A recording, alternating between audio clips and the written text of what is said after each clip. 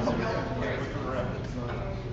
filled out all the chairs, looks like, so it's pretty much as good as it's gonna get for the evening. If somebody comes by, we'll just like welcome them in quietly. So welcome everybody. This is the Vancouver Psychedelic Society. We meet monthly and we gather around the idea of sharing and making community around psychedelic topics, education, and having fun.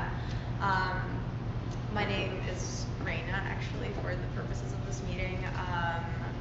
I am definitely not Kenny, as you can see. So we're having a little bit of like a changeover a slight changeover in the leadership team. We're taking up, we're giving more people empowerment to start doing a little bit of their own things. We might be switching things up with format of how we do this, but we will also be attempting to continue to do this monthly.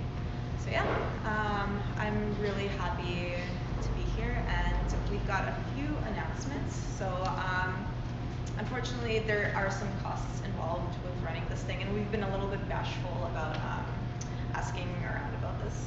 But some people have maintained that it's all right to pass around a hat.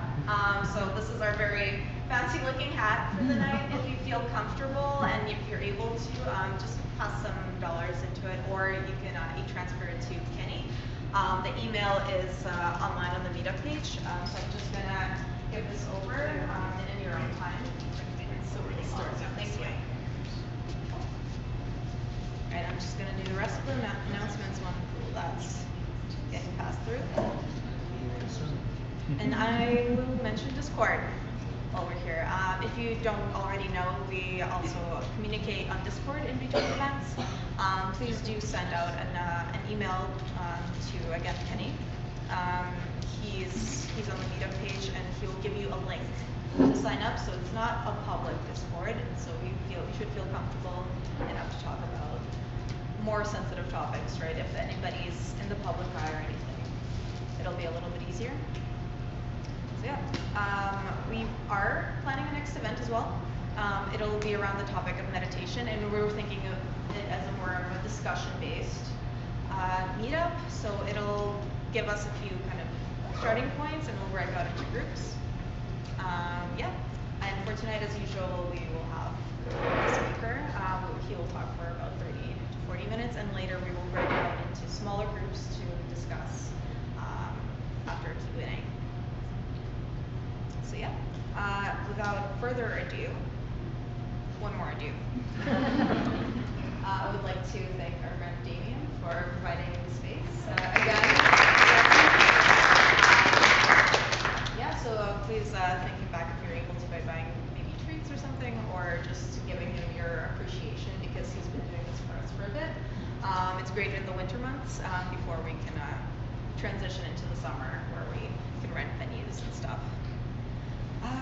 Yeah, so now please join me in welcoming Peg Peters to the stage. Mr. Peters is a well-known figure in the public eye, having served as a minister in the past as well as a professor of world religions, and now has been an executive producer of the movie DOSED. He is working in the area of healing, as well as he has a passion for exploring the world of psychedelics. And his talk today is titled, "We Are Wounded in Community and We Heal in Community." Please welcome. Hi, good to see you. I just saw some friendly faces there.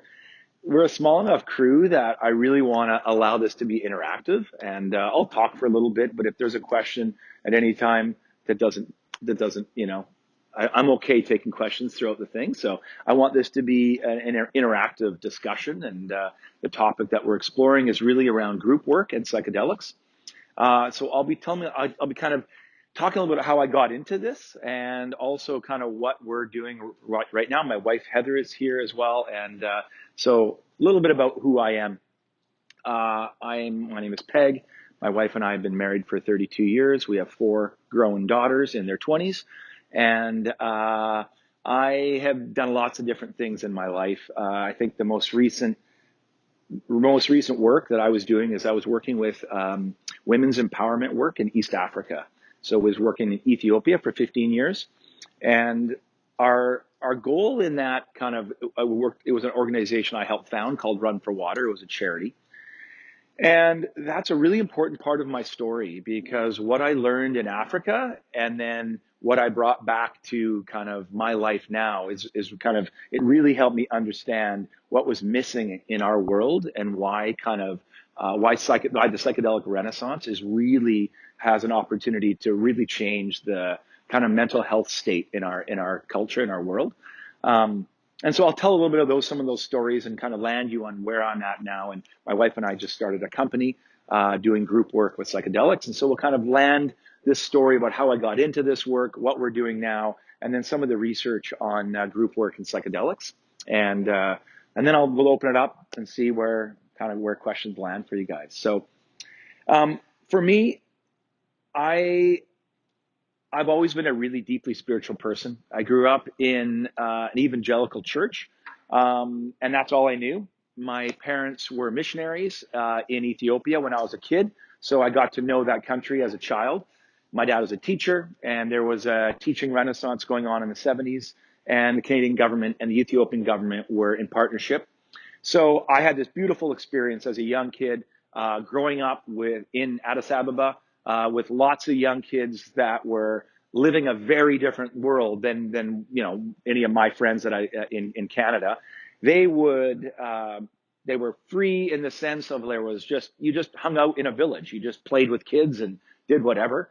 And I got the privilege of just being part of that community and welcomed in. Didn't matter what color. I didn't understand color. I didn't really, your awareness is these are my friends, and you don't know that they're different than you. They're just your friends, right? And so I really learned those early years about the power of community and the power of connection. And it wasn't until later in my life when I started this nonprofit called Run for Water, and we started traveling to Ethiopia and working with indigenous communities in rural areas, that I really began to understand the power of ceremony and community. And so I'll bring that back in because these are little threads. I'm going to try to weave a little bit of a basket today with some different threads. So if we rewind 15 years ago, a friend of mine and we had this heart to give back to the world, and I was into running, and so we wanted to start a run. And in our town, I live out in a farm out in the Fraser Valley, and so we started a run out in Abbotsford with the goal of raising money for clean water. And we found a charity that was doing water projects in Ethiopia, which is a country obviously I'd been familiar with. So we raised like $25,000 that first year. We had 500 runners, and we gave it to this nonprofit and said, "Hey, go build water projects in Ethiopia or whatever." And the person that we gave it to said, "Well, this is amazing. Thank you. Do you want to come with us to see where your money's going?" Now, I'd worked with a lot of nonprofits. I'd never had someone invite me to say, "You help raise some good money. Do you want to see where the money goes?" And I thought that was amazing. So I took my then 12-year-old daughter, and we flew to Ethiopia and spent 2 weeks there seeing these water projects that we were part of. And what I discovered while I was there was, yes, clean water has the power to transform someone's life, particularly women and girls who are walking 6 hours a day to get access to clean water. But what I discovered was that although these people do not have access to clean water and they are walking hours every day, what they had that I didn't have was a real deep sense of community and connection. And daily, these people would gather around a fire. They would gather around as a family or as a spiritual community. They would connect with each other. They would dance. They would sing. They would laugh. They would share their lives. They would look each other in the face around a circle. And this was just normal. And so when you're visiting a community like this, you're drawn into that circle of connection, intimacy, belonging. And although maybe they didn't have rain that year and their sorghum isn't growing and they don't have a lot of access to maize or injera, which is their national bread, which is a kind of made from teff, a grain, it didn't matter to them because at the end of the day, you know what? Yes, we had to walk 7 hours to get water, but we walked as a group of women. We walked and we talked about our lives together. And so community for them was the number one most important thing in their culture. The other things, they'll figure that out. Now, that was completely different than what I had known, right? Community would seem to be the last thing on the list of what was important in my culture. Money was important, cars, possessions, career, advancement, all the things that we teach our kids. You've got to have a good job. You got to get this. No one said the most important thing as a human, as you learn to grow, is you need to learn to be vulnerable and connected with others. And if you don't do that, everything's going to go to shit, right? No one told me that. And so as I began to kind of see these contrasts that I'd spend, 3-4 trips a year to Ethiopia, and I'd have these come back and I'd just be in tears. I'd come home and say, Heather would say, how was the trip? And I'd say, it was profound. And she said, why was it so profound? And I'm like, I'm meeting these people who invite me into their community as if I'm a brother or, as one of them. And I feel like I belong to them. I feel like I'm included. And when I do that, there's something that shifts inside of me. I feel like I'm known, that I'm loved, that I belong. And that I realize that concept, that thing that they have there that we don't have, you can't buy that. There is no amount of money that you can say, I want to get belonging. Belonging has to be created by vulnerability, connection, and intimacy with others. And we don't have those structures set up anymore. Our families of origin are fragmenting. Children move away from their parents to get a good job in New York, or I'm going to go here. And our families are living far apart, and it's maybe once a year where we come together. We fly all the kids back, and it's super awkward for 5 days because we don't really know each other. And we just kind of, get drunk a little bit and eat something, and we think we had a family time, right? And it's usually super awkward and weird, and we kind of go back.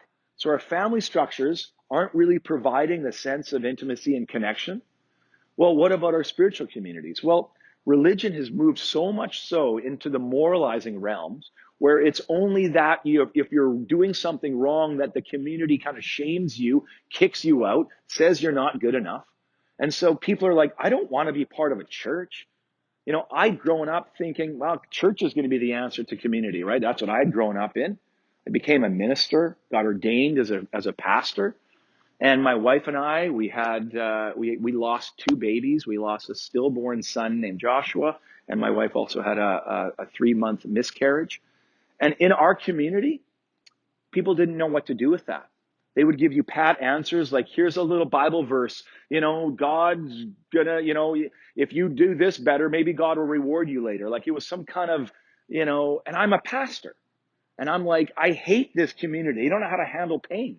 They don't know how to sit in discomfort. They want the pain to go away, so they'll kind of like just give you pat answers.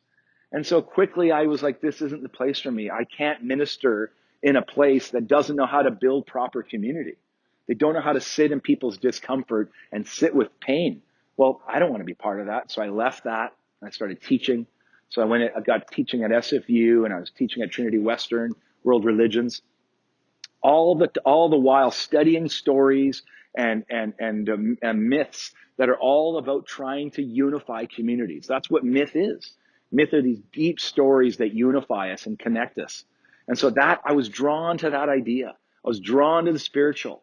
And here I was, a pastor that had finally had to leave the church because it was too narrow. It was kicking people out because they were, gay, or they wanted to get married, and because they loved each other. But because of that, we had to bracket those people out. And I'm like, everything that I'm encountering, families are breaking apart. Religious communities are no longer holding people in kind of places of connection and intimacy. And yet here I am flying to Ethiopia every few months, seeing what humans are really possible, what they're really capable of. And I'm like, how do we bring that? How do I bring that feeling over into a busy Western culture? I didn't know how to make those connections. So I just sat with that uncomfort and didn't really know what to do with it. And then about 5 years ago, I started reading in 2015, I read an article about psychedelics. And it was, I think it was in Time, it wasn't Time, I forget the magazine, it was called The God Molecule. And I was like, what is this? It interested me the article was on people having a mystical experience, right? This was early Johns Hopkins. They were doing studies on high dose psilocybin, and they were realizing that people that had these high dose experiences had these mystical experiences. And they would use these questionnaire, the mystical questionnaire, asking people, did you feel like you were in a unitive experience where your own individuality melted and you felt a connection with something larger? Yes. Did you feel like this was the best your language could be, which is your understanding of the divine or God? Yes, I met God and she was amazing. It usually was feminine. So the people that were reporting back these experiences were, yes, it was deeply kind of a sense of the divine. It was a sense of the universal connection. It was a sense of love, of grounding, of belonging, of being whole. And it was deeply feminine. And so I was reading this stuff and I was like, this is interesting. You can replicate this. You can give someone this experience over, and I couldn't believe this. I'd never tried psychedelics, right? I mean, I had never done that as a kid. And so I was fascinated and I was really curious. And so here I was going, I've got to figure this out. How do I have a mystical experience? Because I had tried to have mystical experiences as a pastor. I had prayed and done, meditation and all that stuff. And I just felt like it was a wall. I never connected with God. Here I was serving in a church, pastoring and preaching. It felt like the heavens were empty to me. I couldn't connect. I was just reading a book and it felt so dead to me. And I finally had to just shelve it and walk away. And all of a sudden I'm reading about a thing of people saying, I'm encountering the divine directly. And I'm like, this sounds like the text that I'd be reading from the Bible or ancient mystics that I had read. These people were having direct encounters. I wanted that myself. And so a friend of mine was a therapist and was part of a clinical trial at UBC and said, hey, Peg, we're actually doing some kind of baseline testing on healthy normals. Would you like to come in and be part of this trial? And I'm like, yes, I would love this. So I got to sit with two therapists and we did some prep sessions and I did a 6.2 gram of psilocybin mushrooms. And it was the most profound experience of my life. And it so radically changed everything about how I thought about myself, the universe, God. Everything began to change after that first experience. And one of the weird things that I didn't realize was going to happen was I had dealt and been kind of navigating my ADHD as an adult, unmedicated. But after that very first experience, I felt a quietness in my mind with my thoughts that I had never experienced before. And it felt like the best experience I can try to describe to someone is like, if you think about Neo in the Matrix, and it's those moments when the bullet slows down and he can pull the bullet out of the air and then just drop it. That's what it felt like in my mind for the first time in my life. I'm 52 years old now. At that time I was 46 or something. And all of a sudden my thoughts were slowing down enough that I felt like I could walk around them and look at them and going, rather than them just flying by me like it's like 30 people talking at once inside my mind. And I couldn't believe that this was my inner experience. That was just a side. I didn't know that was going to happen, let alone all the other downlines of the spiritual connection that I felt for the first time. And so I started to read and I started to think about if this experience that I just had, if this could be replicated for others, we could really help a lot of people. We could really help heal lots of people because this connected feeling didn't just go away after the experience. It stayed in me somatically. It wasn't a new belief. It wasn't another book I read. It wasn't another podcast I listened to. It was a somatic experience in my body that I could never forget. And even just a minute ago when I was thinking about it, I just felt that overwhelming feeling of that experience because it still lives in me, right? That the very first experience still lives me there. And so I started to think about how do we take these experiences? For me, I'm always about building community and connection, right? So how do we take this individual experience I had and try to replicate that on a larger whole? And so I really started to think about this. And a lot of the research at the time was being done on how do we integrate this, right? Integration, right? And I started to track some really interesting thinkers. And the first person I'm going to mention, his name is Johann Hari. Johann Hari is an amazing writer, and he wrote a book called Lost Connections. And in his book, Lost Connections, he's tracking the rise of SSRIs over the last 20 years.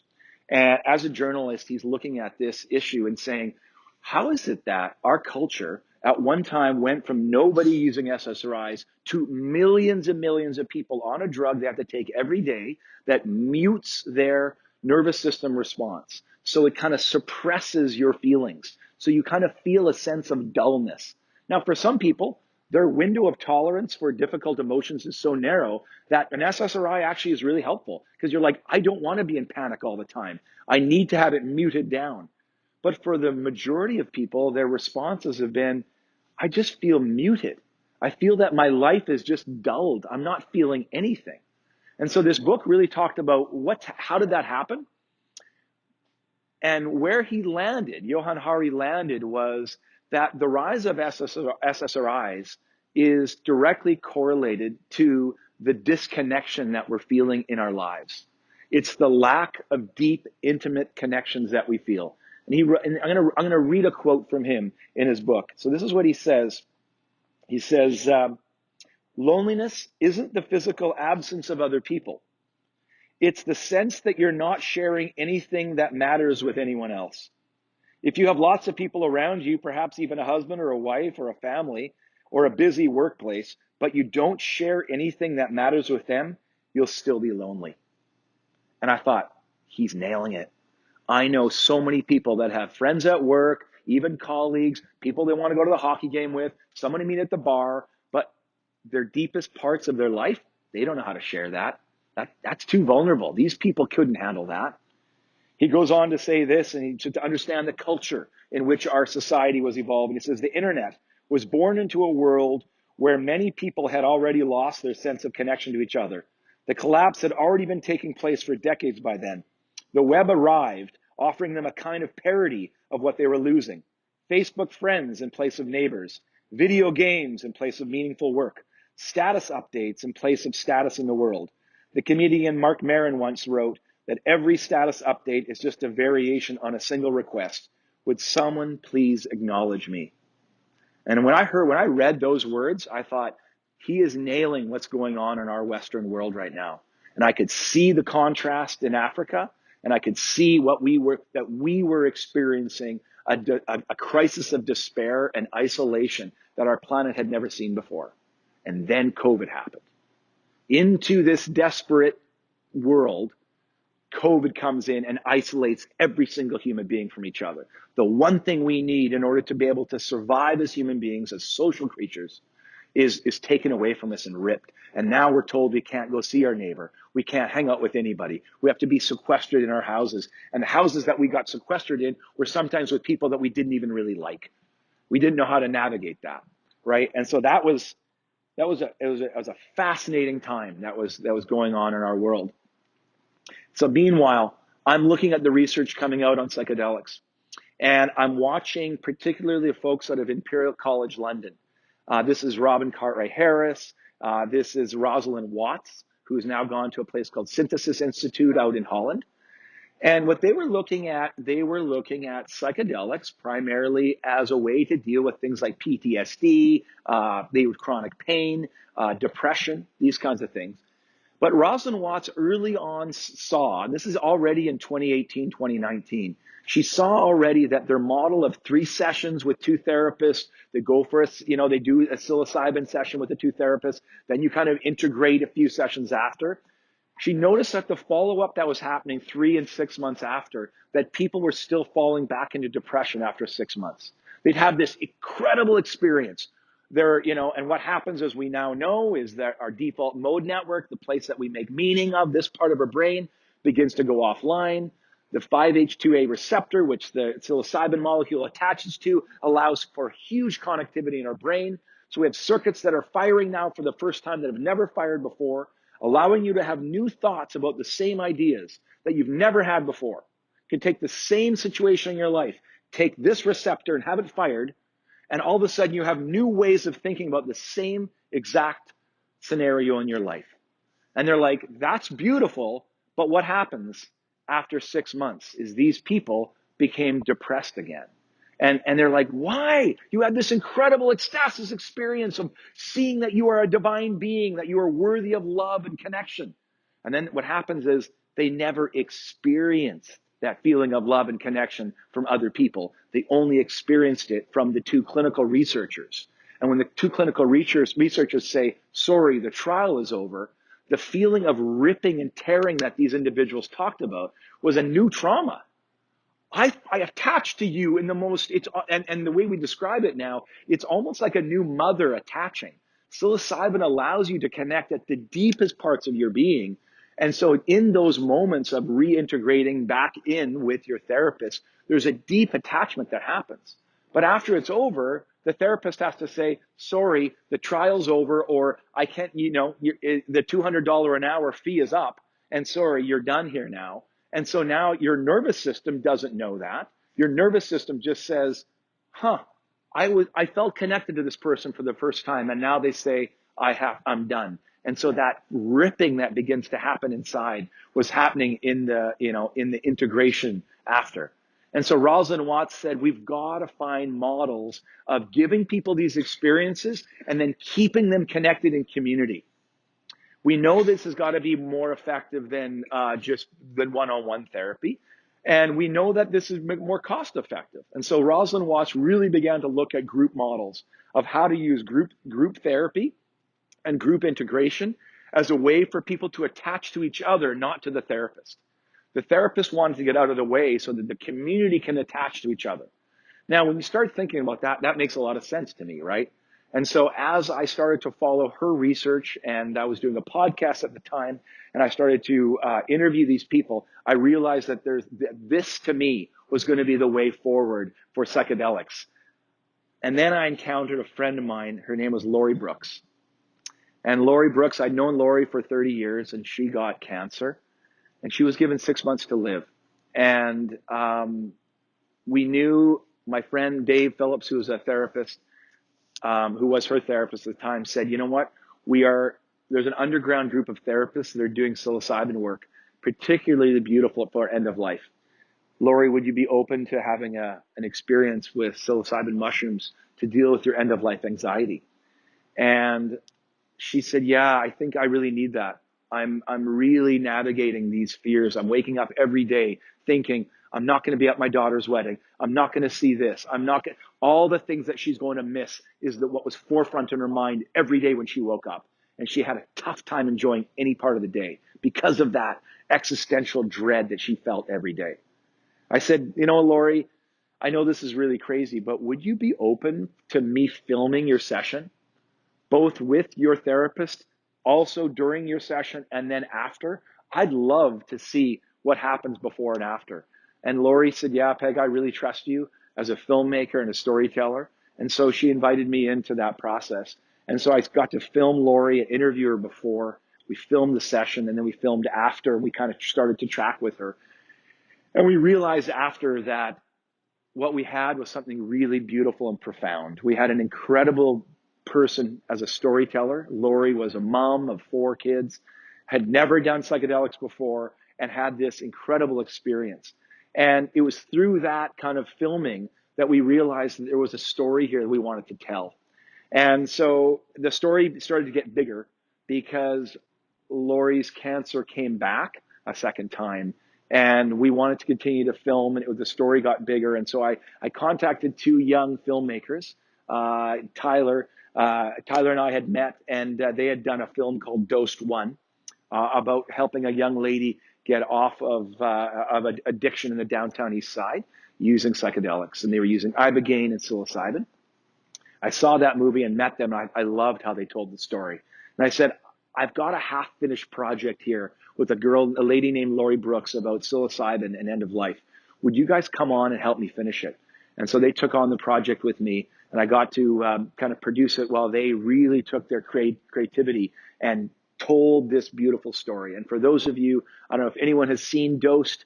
Yeah, for those of you who've seen the film, it's a really beautiful story. And I think it has incredible potential to wake up people to the potential of what psychedelics can do in our world. And so that film is doing really well, and now we're hoping to get an Academy Award run. What that means is you have to apply and have to hit 30 different film festivals, and it's really expensive, but we're excited about the film. Not for this year. It goes into circulation starting now for 2024. And so it's going to be hitting a lot of different tours and a lot of different film festivals. And we're really excited about that film. But what I discovered from that film of working with Lori was that what was unique about Lori was, although she had this individual trip with a therapist and we filmed it, she was involved in a spiritual community that I had helped form, that we met regularly. And so this spiritual community, which at one time was a Christian church, now became kind of a group of like-minded, psychedelic, interested people that wanted to talk about their psychedelic experiences. And I'm like, oh, I could help lead something like that. Like, that intrigues me, right? Like, yeah, let's talk about psychedelics and Jesus. That's kind of fun. Like, I want to talk about that stuff, right? So I was wondering, would anyone else want to talk about that? And we found like-minded people that started coming. And Lori Brooks was one of those people. And so what we discovered was that Lori began to integrate her experience in a community. And so as she did that, she got healthier and healthier and healthier, not just mentally and spiritually, but physically. And I remember in the film, we didn't get to see all of it, but in her interview with Gabor Mate said to her, Lori, you had and it doesn't surprise me that your cancer is going away. And she said, oh, why is that? He said, every person that changes their relationship with themselves by using psychedelics like this, you have a new approach to yourself now. And as you do that, you're no longer fighting yourself. She stopped using the words like, I'm battling cancer. I'm fighting cancer. You know, she's no longer using words like fuck cancer. All of those are very aggressive, very masculine kind of, and I totally understand where it comes from. But what she was trying to do was, I changed my relationship with my body, she said. I've given cancer a name. It lives in my body. It's a tumor, and I name it, and we have a conversation. Oh, how are you doing today? She has this little conversation she has with her cancer. And Gabor says the moment you change your relationship with your own body, you have the best chance of your body now responding and creating a deep immune response to whatever's in your body. But if you still kind of have it like a fight response, your body's going to stay in this fight or flight kind of response. So I watched over the next 2 years as Lori's cancer load dropped less and less and less. And right now, like, it's just, I don't know how to say it, but Lori's doing incredible. And she's been cancer, you know, she gets tests every 6 months, but it's now been 3-4 years, and her cancer is still at bay. And the only thing I can say is, yes, she did cannabis. Yes, she did psychedelics, but Lori found a community where she could be known, where she could belong, where she could feel safe. And that, as if you ask Lori, what was the most important thing you did out of all those things? She would say, oh, I leaned into a group of friends and people that knew me, that where I could belong, where I could give all of my frustration, my anger, my whatever it was that was coming up, it could belong in this place. And that to me was an answer that I began to say, we need to create these kind of communities where we can have like-minded people come together, do experiences, have these deep, beautiful spiritual ceremonies, and then integrate those back into the community. My fear is that psychedelics is moving so quickly right now in the Renaissance that, yes, the first front line is going to be the medicalization of psychedelics. And I get that that's how we have to work in the West. We feel like we can only trust the doctor. My brother's a doctor, so let's just get this straight. I love doctors, right? My brother is opening a ketamine clinic and is part of a psilocybin clinical trial right now as a physician. So he's very progressive. But the answer to our ails is not through our medical system. It's not going to come through the doctors. There's not enough doctors to be able to navigate the kind of crisis that we have in the mental health crisis that we have in Canada. We don't have enough therapists to do this work. We just don't have enough therapists trained. Therasil is a beautiful nonprofit that I work with. I do a lot of social media for them and marketing work for them. And I was in Ottawa with them in November, and we went to Ottawa to visit some ministers. We wanted to talk to the Minister of Health about getting access to psilocybin for end-of-life patients. And we brought over Dr. Val Masuda, who is a palliative care physician on the island that I work with. We brought Val over and a patient that is dying of cancer. We brought them to Parliament Hill, and we sat out. We insisted that we talk to some MPs, and we got 4 or 5 meetings. And we sat, and Val Masuda, she said, let me get this straight, MPs, and we had 4 or 5 MPs there. You have given me the right as a physician in Canada to be able to end someone's life with MAID, medical assistance in dying.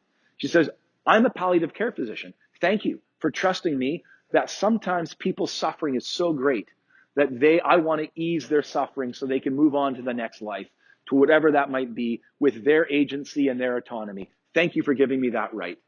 But you're telling me I don't have the right to give them a substance that grows out of the ground? Mushrooms. I can't give them a mushroom. I will go to jail for this, but I can kill them with a poison that's going to kill them. I don't understand how that's even happening. And to see a palliative care physician address, a deputy health minister with that direct kind of line, and the deputy health minister saying, yeah, we realize that there's some problems in our legislation that we need to look at. And the other thing that was said, which was really problematic, was the actual person that Val Masuda had brought forward to try to get a Section 56 exemption, which is a special exemption you can get. They had said to her, well, you haven't done all of the necessary things that are legal in Canada before you try this non-proven, method.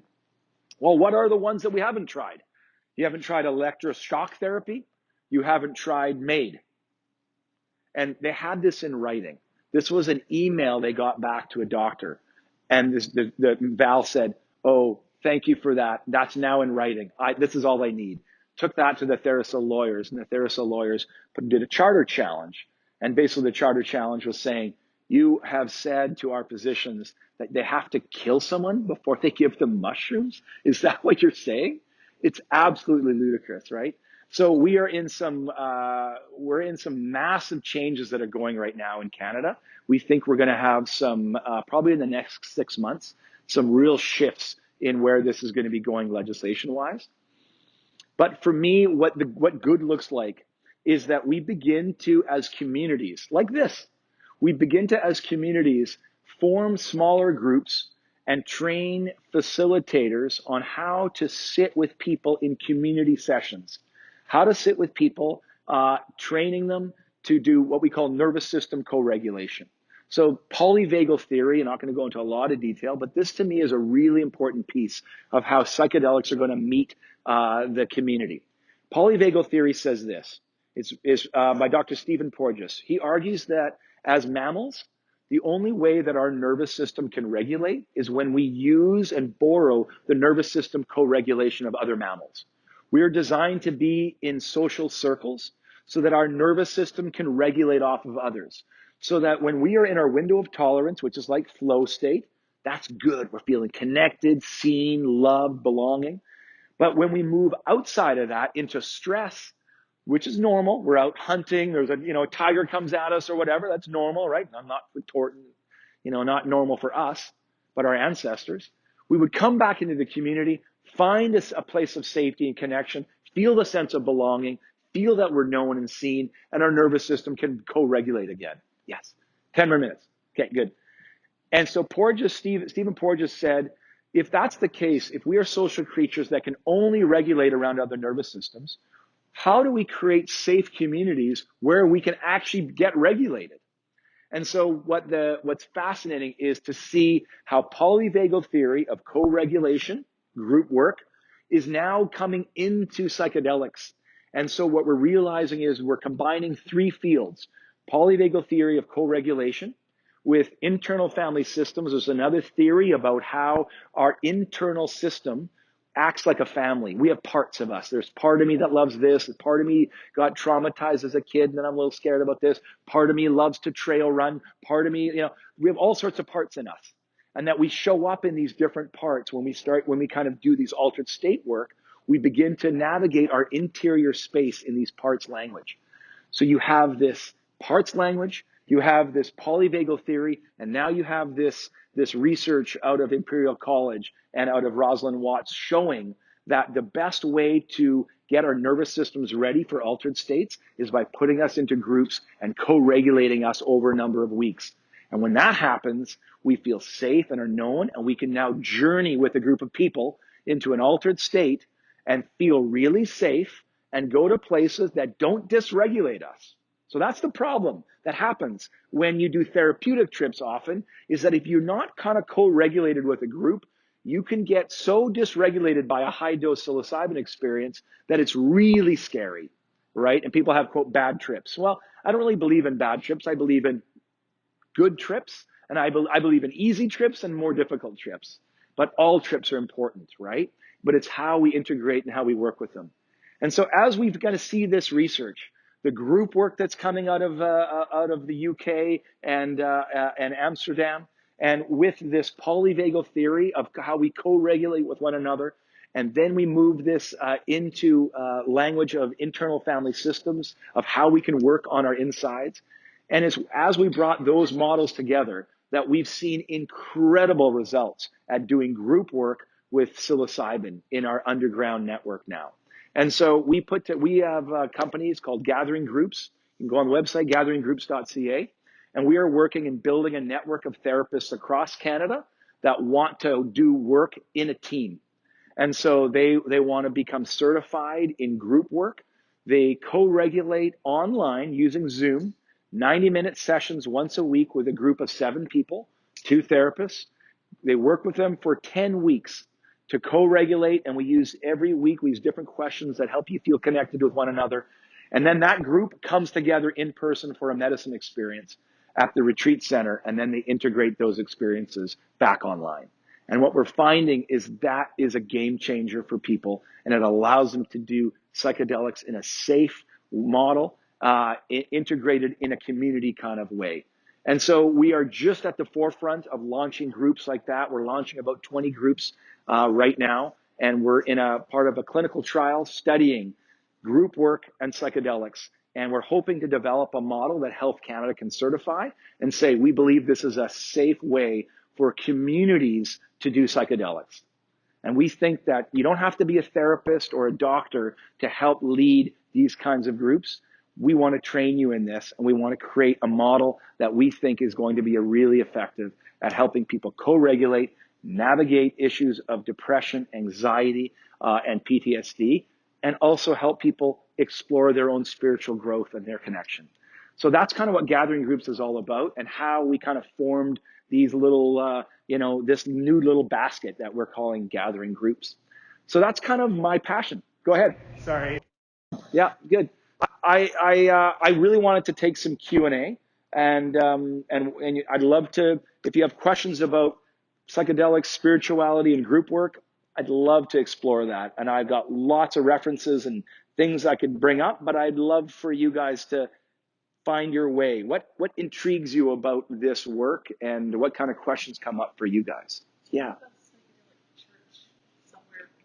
Yeah, you know what? Yeah. Sure, that sounds great. The question is there a psychedelic church that might be, we're just right now informally working on that. And if that intrigues you enough, give me your name, and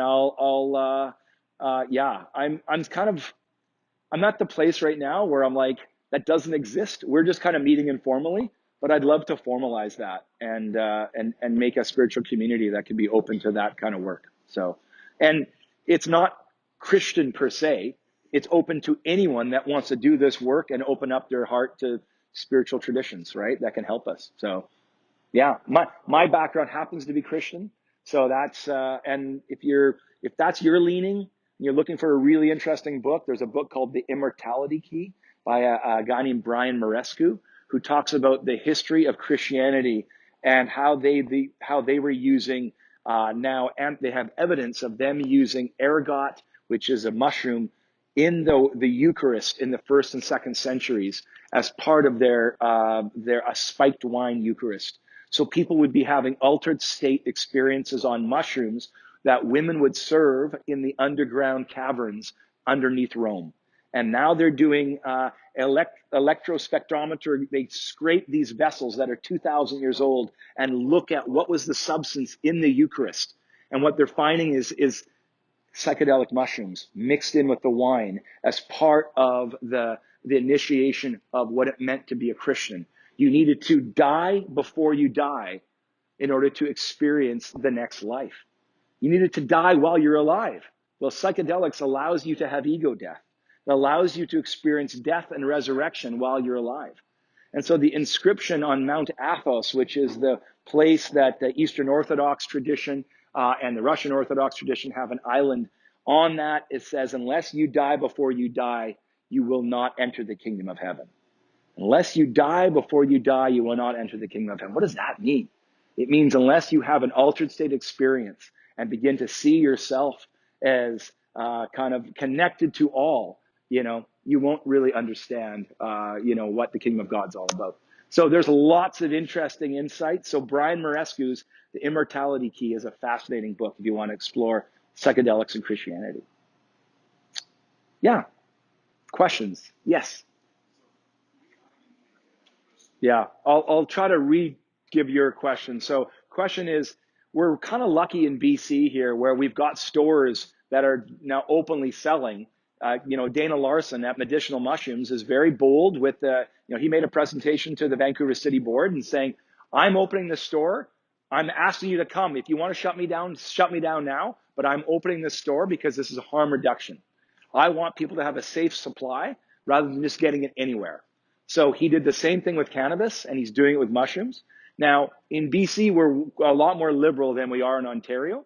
So yes, you're right. Ontario, they had some shops pop up. The Ontario police raided them, but then they popped up the next day. And, they reopened with someone else. And so I asked him when they were in Ottawa, there was 3 stores that had just opened in Ottawa right by Parliament. They were selling mushrooms, right? So we brought one of the MPs and said, you can see, look at the store here. It's right here. This isn't some weird thing. It's right here, So I think what's going to happen is people like Dana Larson and some of these others that are pushing the boundaries, the provincial government doesn't want to touch that yet. They're like, we have bigger issues going on with fentanyl and, the downtown east side is just a mess with addiction, right? So I don't think we're going to see kind of heavy-handed kind of pressure against psychedelic medicines here. But I think what Health Canada wants is we're looking for protocols that people can follow. We don't want to just say, oh, just do whatever you want. So that Health Canada is trying to work with, some of the protocols, but they want to say, give it to us in something that we can rubber stamp, right? So what we're trying to do at Gathering is we're part of 2 clinical trials. And we're trying to say that we can deliver mushrooms in a safe way in community, in groups, without people losing their mind and going crazy. We can do this healthily and respectfully. And here's the protocol. So we're doing that. And so we're really close to trying to get some approval for these kind of protocols. But I think you're going to see shops like this. They're going to still continue to pop up and say, challenge us. Let's see where this is going to go. But eventually the sentiment in our culture is we can't wait around anymore.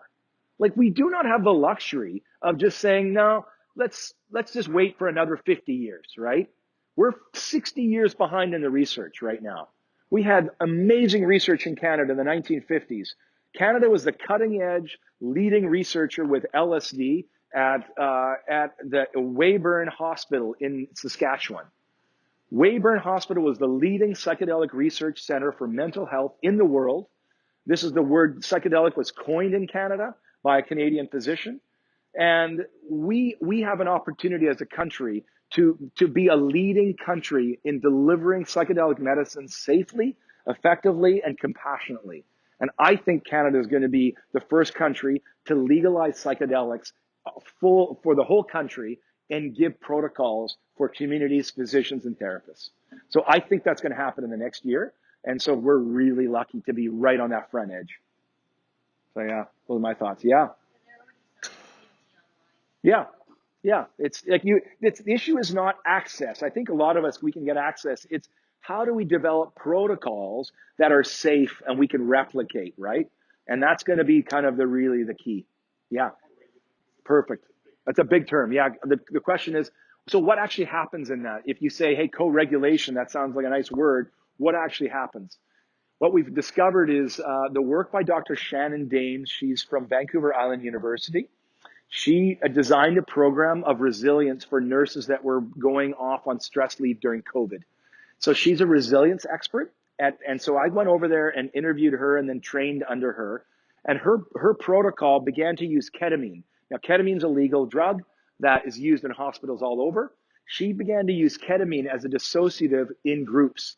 And the way she designed her groups are like this. They're very rigid, which means they are, every minute is allotted for. It's not a free flow. It's a very structured 90 minutes. And that's because you want a predictability in your nervous system. You want to know exactly what's going to happen next week in the group. At 8:30, this is going to happen. At 8:45, this is going to happen at 8. And so that you have predictability. That allows you to feel calm. You have a question that's asked every week, and you get that ahead of time. You have 3 minutes to share your answer. So it's not forever. It's timed. These are all very important things that she discovered by doing different group models to do resilience work. But resilience work is about, it's based on the principle of when you work out at a gym, you have to stress your muscles just enough so there's microscopic tears in your muscles so that they rebuild, right? You can't build muscle if you don't tear them a little bit. That's what we want to do in groups. Each week we want to titrate vulnerability just a little bit so you feel a little bit vulnerable, but not too much. Just a little bit more every week, not too much. So week after week, you're pushed to questions that are a bit more vulnerable, asking you a bit more. And then we ask the group to only give what we call unconditional positive regard. That's a Carl Rogers word. And it just means everything that happens in the group will only be there to support your own growth. And the other factor that she discovered was it cannot be leader-led. It has to be level. So the facilitators are not your therapist. The facilitator are player coaches. They're with you, and they're going to be vulnerable alongside of you. So as they begin to model vulnerability, the whole group begins to say, oh, okay, we can go here, eh? We can be this open. So we kind of, every week we get a bit more vulnerable and lean in, and that container gets stronger and stronger and stronger, so that by week 9 and 10, just before your medicine retreat, you have a feeling of that you are part of a group that you would say, these are one of the safest group of people I've ever met. You don't know what they do for a living. You don't know how many kids they may have. None of that's relevant in group work. When the group starts, you're there to be vulnerable and open and to be held, to connected. But what you do, where you come from, it doesn't really matter. So when you come to the medicine day on your retreat, you've never seen these people in real life, and you don't have necessarily what they do, but you do have this sense of connection and openness with them so that you can now journey with intentions in really deep places. And they hold you in that ceremony. You're not tripping alone, you're tripping in a group, and you have a shared group connection. It's absolutely profound to sit in a group of people that you've been with for 10 weeks and to have a shared intention, and then for all of you to go into an ultra state together with the sole intention of connecting to your own inner healing intelligence. How do you connect with your inner healing intelligence? Because your inner healing intelligence knows exactly what you need to do to grow and learn. And so that's what this is about getting out of the way so that your inner healing intelligence can take over and bring you to balance. So that's kind of what happens in these groups, is that it's a slow titration of vulnerability week after week until there's a really solid core. And that prep work, we find it's more important how much prep work we do than it is integration. We thought it was like, let's get them together for 2 weeks and then integrate for 10. Not even close to the results we're getting when you prep for 10 and then have a trip together and then integrate for 2 or 3. Integration will just happen naturally. And so that co-regulation in the beginning really sets the nervous system to this deep parasympathetic state so that everyone feels safe, held, and belong. And then you can go and do beautiful stuff. Yeah. Two more questions. Yeah. Barb. You had talked about when you were contrasting therapy with a pair, Yeah. sort of individual therapy Yeah. versus group Yeah. therapy. You mentioned going back into community, Mm-hmm. and there's like it's like, how do you bring it back into Yeah. community? So my question is from the group therapy Yeah. or the group container perspective, what's your vision or what has happened in terms of bringing that back Yeah. into community? You've got a cohort that's going to get Yeah. very close. Yeah. They're going to finish. Yeah. They're going to wind up the 12 Yeah. weeks. I've looked at the Yeah. site. They're going to wind up Yeah. the 12 weeks. And then What happens? happens with those groups, often they disperse. Yeah. Right? Yep. So what happens Yeah. to that group at 12 weeks? And have you had a cohort? Yeah. Oh yeah. Yeah. We've done probably about 16 groups. Okay. So what happens is this, two things. One is there is a natural connection that is formed with the group outside of the facilitators themselves. So the whole group is designed to not be reliant on the facilitators. So already by week 4 and 5, the facilitators are kind of handing off, so these groups can kind of form by themselves so that when the group is over, these groups continue to meet monthly without any facilitators. There's a natural connection that they want to maintain. So that usually, now we found on average, they stay together another 4 months. Right. That's about it. Then what we found is that we now are developing a bit of an alumni group. And so we say, hey, if you've been in any of these groups and you want to come together, we can have monthly gatherings where we can come together and you've had shared experiences, even though that cohort and that cohort and that cohort, you all kind of had the same experience. So we're trying to find events and situations where you can draw these cohorts back together. So my model is like, imagine the Vancouver Psychedelic Society, for instance.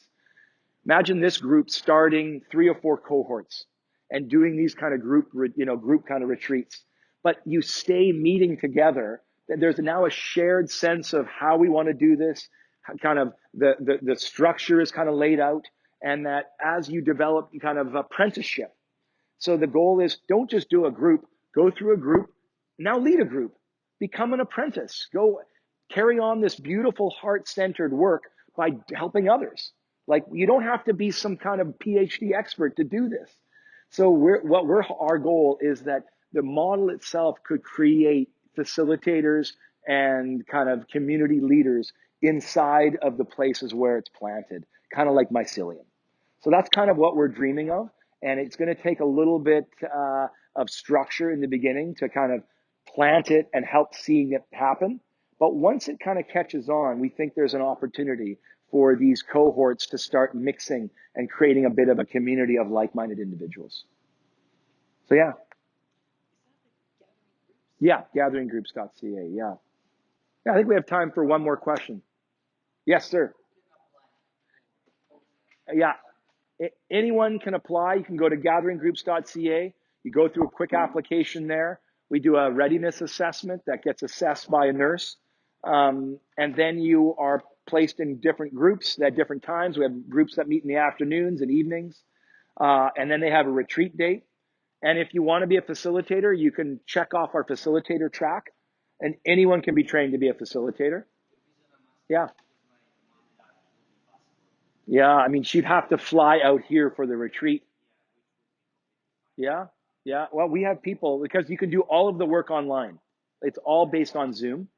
And so that's a possibility where she could join a group. And we have a couple of groups. We have one group that I'm working with, is Dr. Val Masuda, that she's wanting to do a group of just palliative patients. So that's really quite something. So there's all sorts of potential of what you could do here and what groups you could be part of. But yeah, and psychedelics, as you know, are not just for healing trauma, right? It's for fun, for spiritual exploration, for connecting with your true self, like, so these groups don't just have to be, this is all about trauma healing. Well, that's one of the things, but there's many other things we can do with psychedelics that I think that we're going to discover in the next few years, how many uses psychedelics have in changing not just our minds, but our entire structures of our families, businesses, spiritual groups. Yes, sir. Yeah. Just a tinnish, a little bit. Yeah, Amharic is the language in Ethiopia, and we're at Harambe restaurant just before we came here, and the owner there. Anyways, his owner's wife came out and she started talking Amharic, and a couple of words came back to me, and it was like, that was fun. So yeah, I know a little bit, but not a lot. Thank you guys so much for having me, and yeah, and if you want to get a hold of me, I will leave my email address maybe over there. It's just peg@gatheringgroups.ca. Send me a note, say, hey, I saw you at the thing, and if you're interested, we can have a call or go for coffee. I can tell you more. But we'd love to have you. If this model is interesting to you, we'd love to have you join and be part of this growing movement. There are groups all over on the island, Kingston, Ontario, Alberta. We're planting groups all over. So yeah, love to have. Thanks, guys.